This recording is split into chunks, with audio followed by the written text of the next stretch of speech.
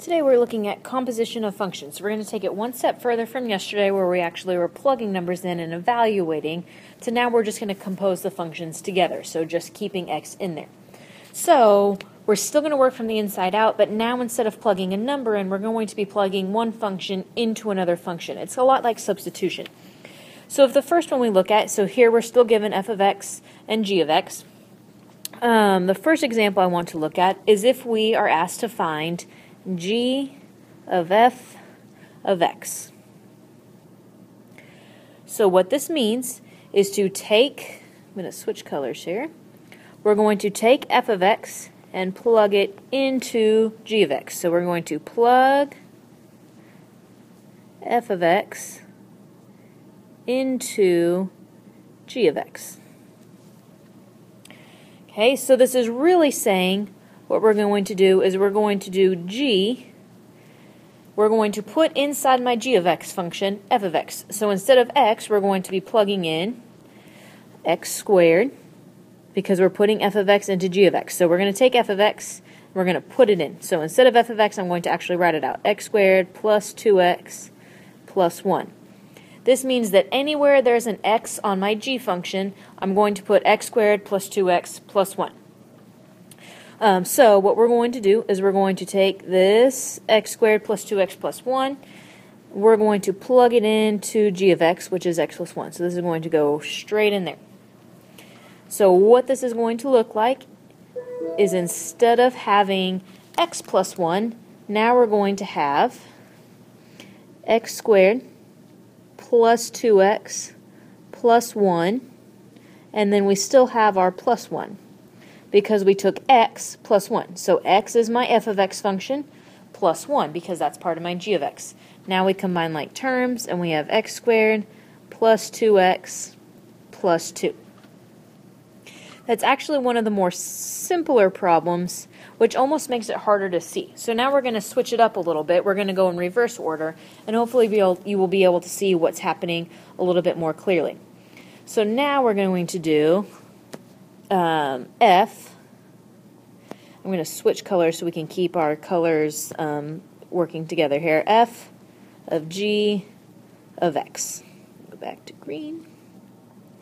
So we're going to take our g of x function and plug it into f of x. So I'm going to go ahead and write my f of x function. F of x, I'm going to go a little bit differently than how I wrote it up on this first one. So I'm just going to write f of x. So we have x squared plus 2x plus 1. Everywhere there's an x, I'm going to be plugging in g of x. We know g of x is x plus 1. So I'm going to take my g of x function and I'm going to plug it into all of the x's. So what we have is we have, instead of x, we're going to do x squared. Oh, just kidding. I completely messed up there. X plus 1. We'll replace our x with x plus 1. That's going to be squared plus 2, but instead of x, again, we're replacing all of our x's with g of x.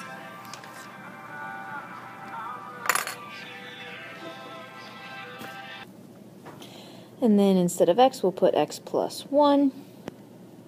And then we still have our plus 1. So if you can see here, we really did put our g of x function inside our f of x. We substituted all the x's with the g of x function. So it really is a substitution problem. Hopefully that one lets you kind of see it a little bit more clearly. And then from there, we're just going to go ahead and simplify it out. So we've got x plus 1 squared, which we know to write as x plus 1 times x plus 1. Here we're going to distribute, so plus 2x plus 2 plus 1. Here, if we FOIL or double distribute, we've got x squared plus 2x plus 2 plus 2x. Here I'm going to go ahead and add the 2 and 1 to make 3. And finally, we will finish simplifying. We're combining like terms. X squared, we've got a 2x and a 2x, so plus 4x, a 2 and a 3, plus 5. And that would be your composition of functions.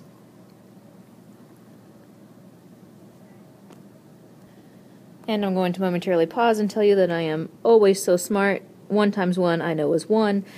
That was a fatal mistake, so then when we add them, we actually get 4, pretending like I know how to do math. there we go.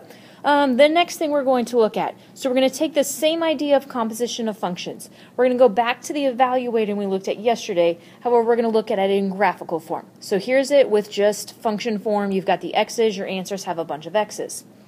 Now if you look at these, I'm giving you two graphs. So we've got the f of x graph and the g of x graph. Things to keep in mind, this is the x-axis.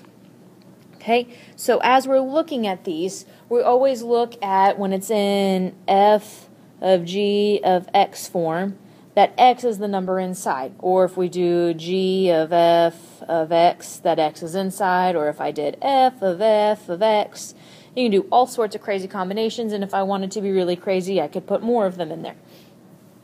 So we're going to look at the numerical values that exist. What is the y value when I have that certain x value? So the first example I want to do is if we take f of g of 2. So the first thing we're going to do is we're going to find g of 2. So the first thing we want to do is find g of 2. So that means on my g graph, so we're going to go to g graph, go where x is 2, and find y. So we're going to go to G, we know that x is 2, and we're going to find the y value, or figure out where the graph is.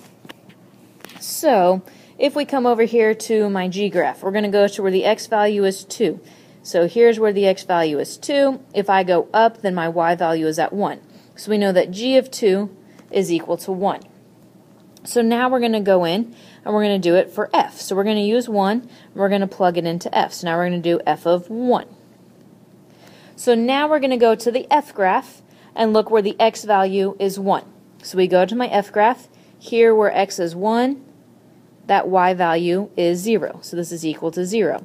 So when it's all said and done, my answer is going to be 0 because g of 2 is 1 and f of 1 is 0. If we try another one, so if we come down and do number 2, here we're going to do f of 1. So we're going to stay on the f graph each time. So the first thing I need to do is f of 1. Again, we always work from the inside out.